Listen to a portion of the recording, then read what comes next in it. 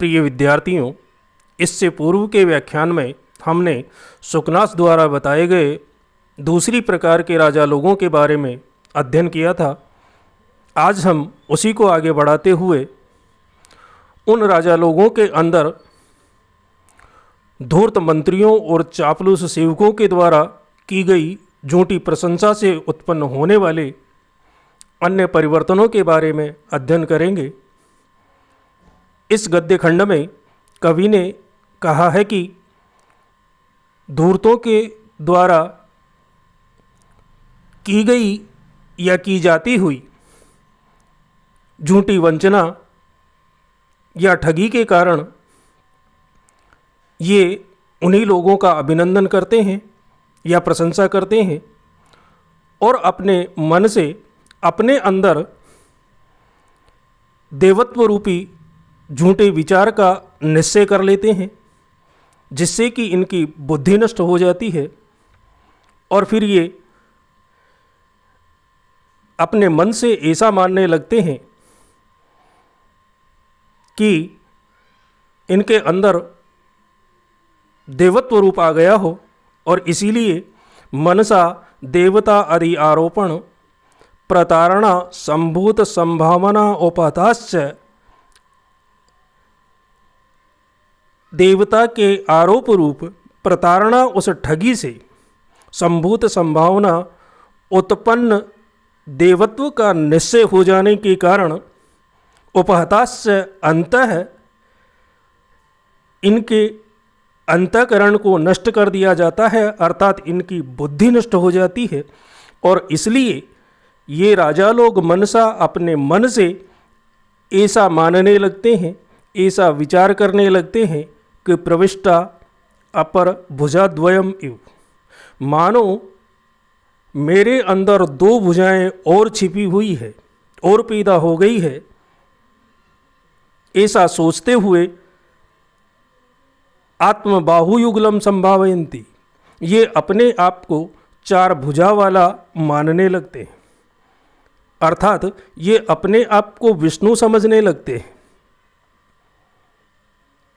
और त्वक अंतरित तृतीयलोचनम स्वललाटम आशंकते।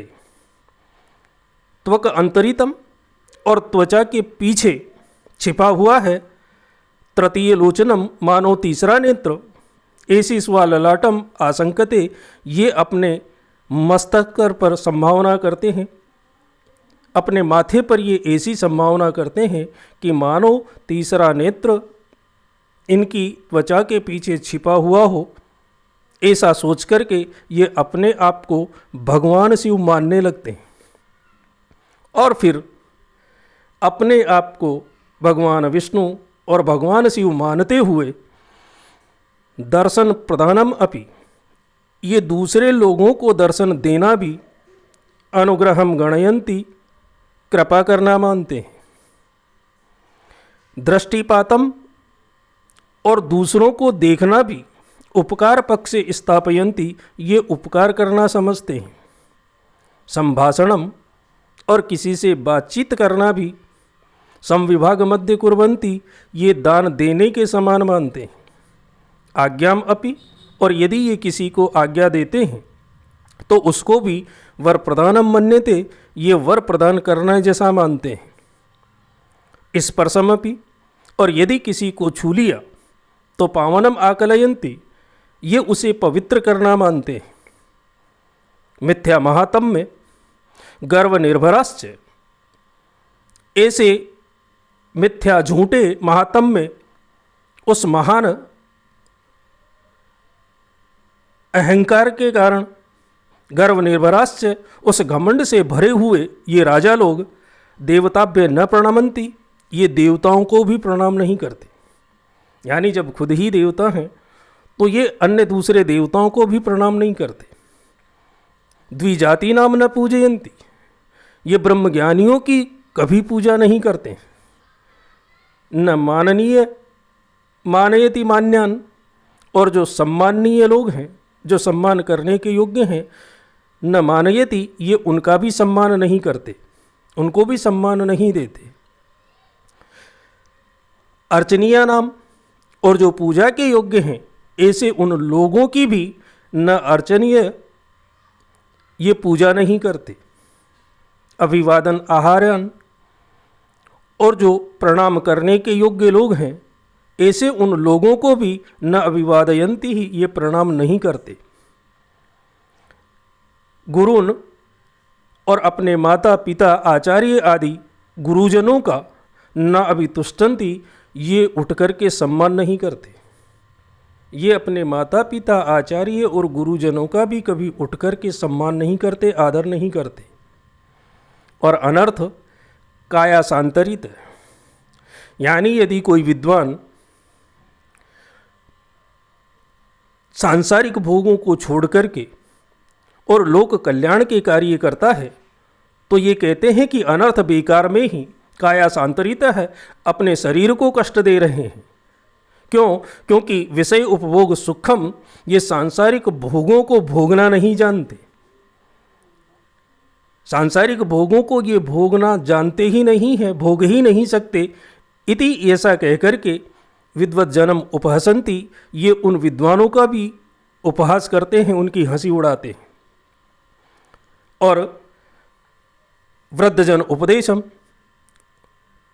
और बुढ़ापे के कारण जो उपदेश देने में कुशल हैं, जो अनुभवी हैं, इस प्रकार के उन बड़े बूढ़ों के उपदेशों को तो पश्यन्ति, ये ऐसा मानते हैं कि जरा वैकलव्य है, प्रलपितम इति, कि बुढ़ापे के कारण, बुढ़ापे की बेचैनी से या बुढ़ापे की बीमारी के कारण बकवास कर रहा है, ऐसा मानते हैं। और इसलिए ये अपने बुजुर्गों के उपदेशों का तिरस्कार करते हैं।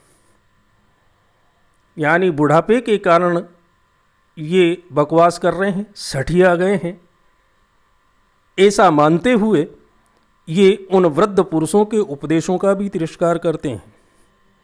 और सचिव उपदेशाय, और मंत्रियों की सलाह को तो आत्मप्रज्ञा परिभव है, ये अपनी बुद्धि का अपमान समझते हैं, अपनी बुद्धि की पराजय मानते हैं।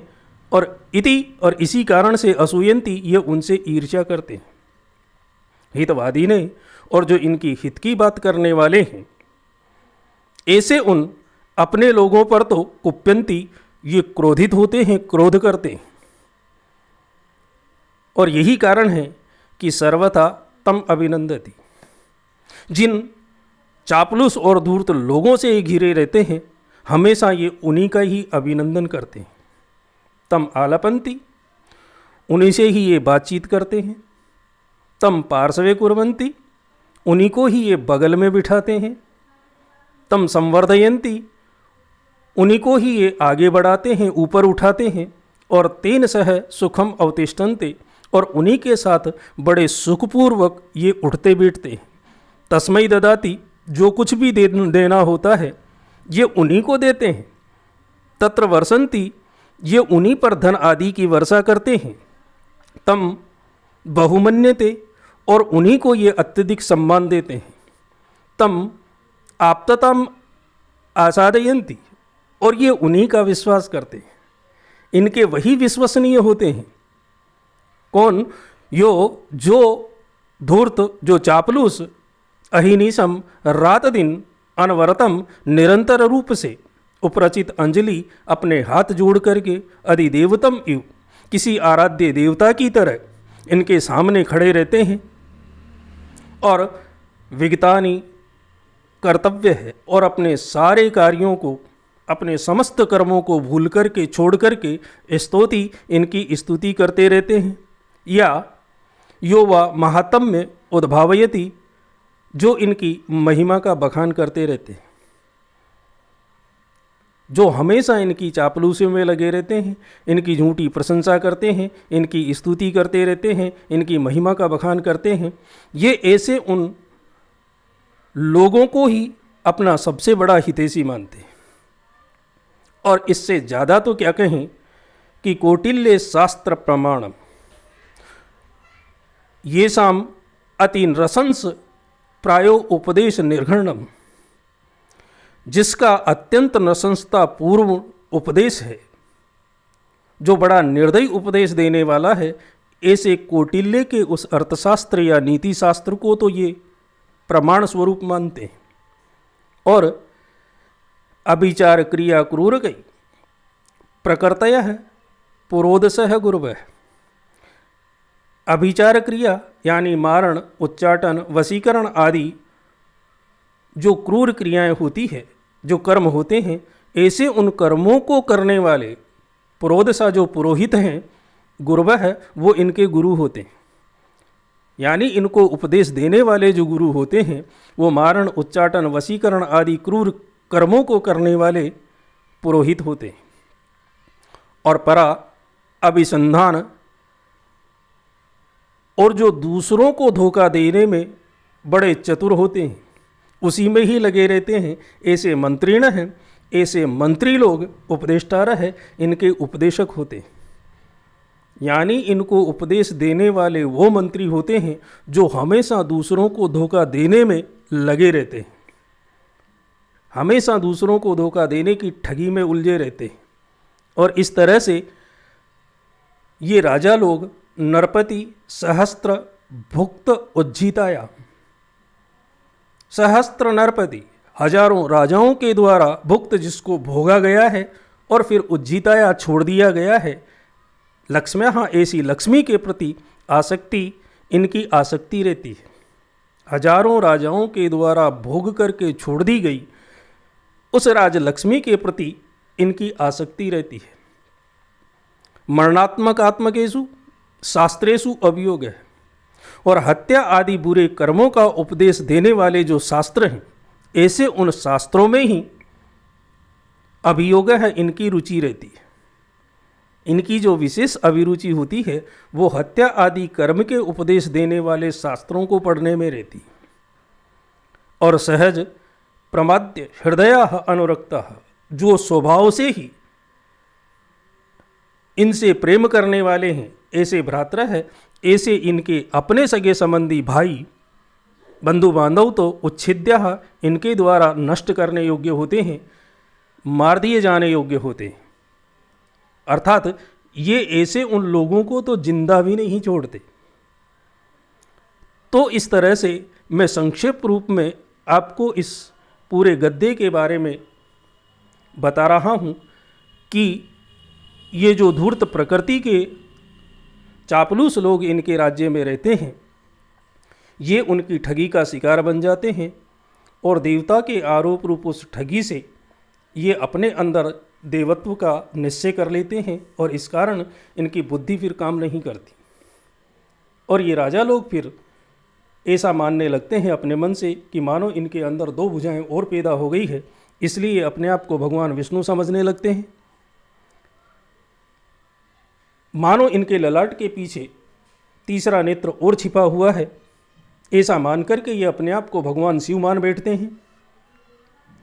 और यही कारण है कि इसके बाद ये दूसरे लोगों को दर्शन देना भी कृपा करना मानते हैं, उन्हें देखना भी उन पर उपकार करना समझते हैं, किसी से बातचीत करना भी दान देने के समान मानते हैं और आज्ञा देना ये वर प्रदान करने के, वरदान देने के समान मानते हैं।